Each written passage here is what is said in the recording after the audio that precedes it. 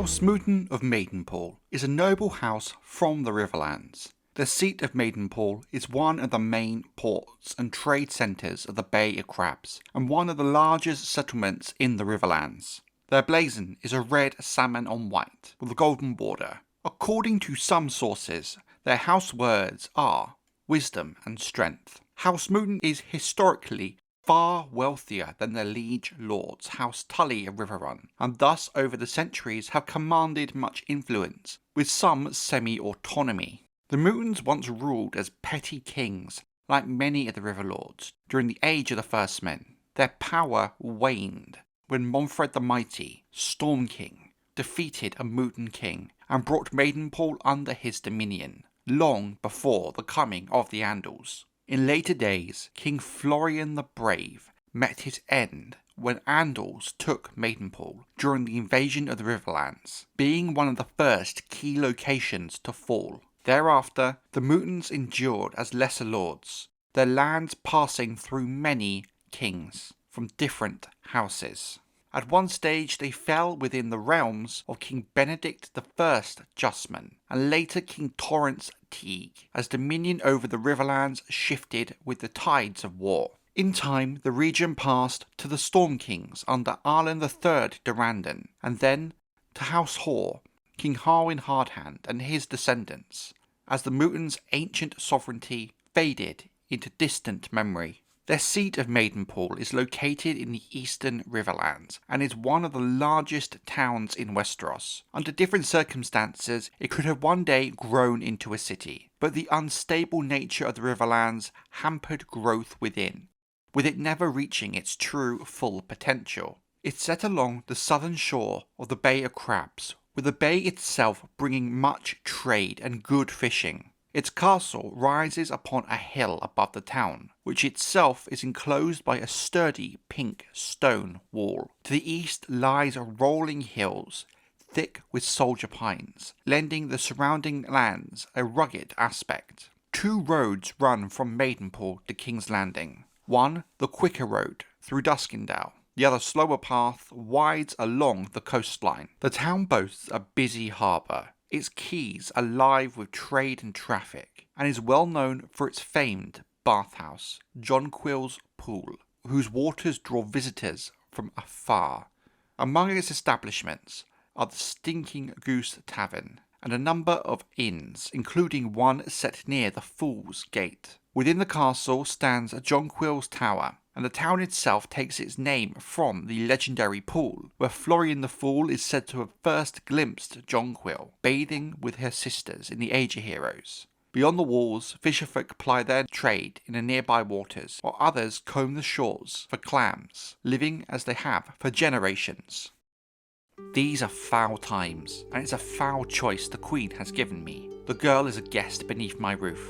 If I obey, Maidenpool shall be cursed forever. If I refuse, we shall be attainted and destroyed. It may be we shall be destroyed whatever choice we make. The prince is more fond of this brown child, and his dragon is close at hand. A wise lord would kill them both, lest the prince burn Maidenpool in his wrath. The queen has forbidden any harm to come to him, and murdering two guests in their beds is twice as foul as murdering one. I should be doubly cursed. With that, I never read this letter. May perhaps you never did. Manfred Mooton, his brother, and Maester Norrin. Fire and Blood, The Dying of the Dragons. Rhaenyra Triumphant.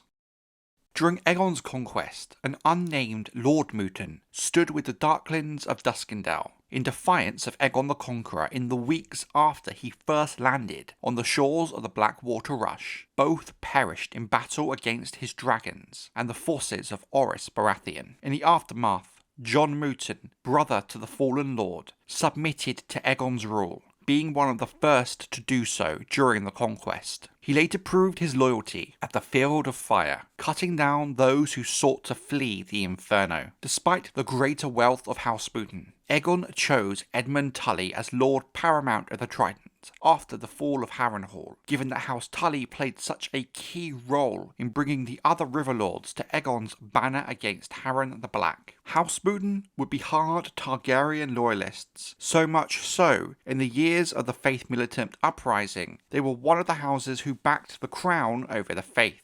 A Mooton lord won renowned by slaying Lord Rupert Falwell in the Battle at the Green Fork during this uprising. During the reign of King Jaehaerys I, a Jonah Mooton, along with his friends Roy Connington and Braxton Beesbury, were counted among the favourite companions of the infamous Princess Sarah Targaryen and her circle, which included the ladies Perianne Moore and Alice Turnberry. At the time, Jonah was heir to Maidenpool and would go on to become lord, and surprisingly seemingly loyal to Jaehaerys. Jonah and his friends' closeness to Sarah led to huge scandal when all three were claimed to have bedded the princess. In 84 AC, King Jaehaerys intervened, compelling Jonah to take Perianne to wife. When Sarah vanished the following year, the king charged him with keeping watch for any sign of her at Maidenpool.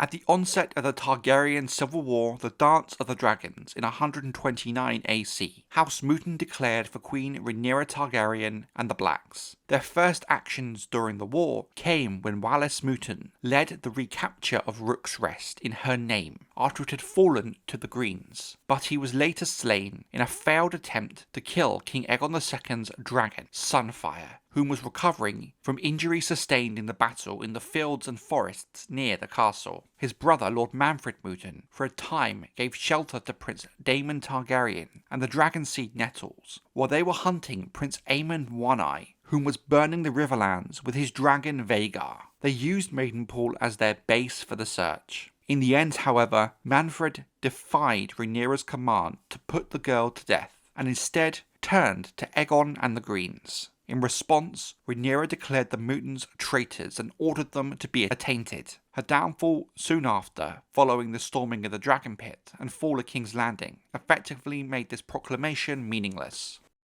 If he dies without an heir, we shall dance again, however much we dislike the music. Manfred Mooton to the Council of Regents. Fire and Blood, Under the Regents, The Hooded Hand.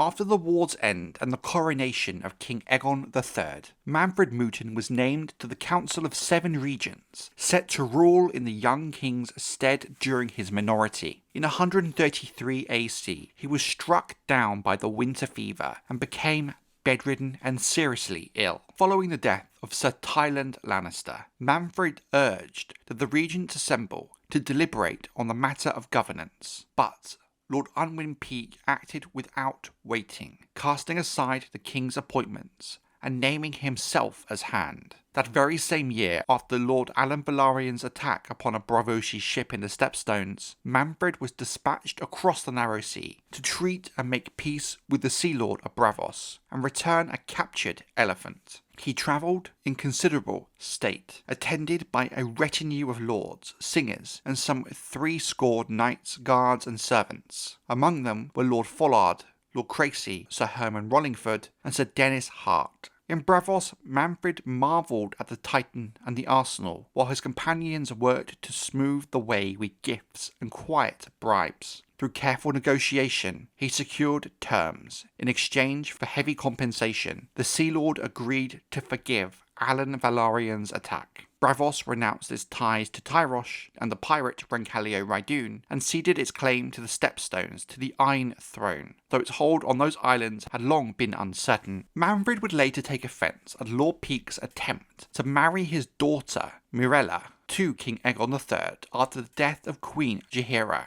a move that angered others amongst the Regency Council as well, including Lord Thaddeus Rowan. Not long after, Manfred stood beside the king at the docks of King's Landing when Alan Velaryon returned, bringing with him the long-lost, thought-dead Prince Viserys. Now worn by age and illness, Lord Manfred Mooton died in 134 AC. In 112 AC, House Mooton would play a small part in the putting down of the Second Blackfyre Rebellion at the White Walls wedding tourney. Lord Mooton and his men made up part of the host assembled by Brendan Rivers, Bloodraven, to march on White Walls. During Robert's rebellion, House Mooton were one of the few Riverlords who chose to stand with King Aerys II, the Mad King, 282 AC, setting themselves against their own liege lord, Hoster Tully, Lord Paramount of the Trident.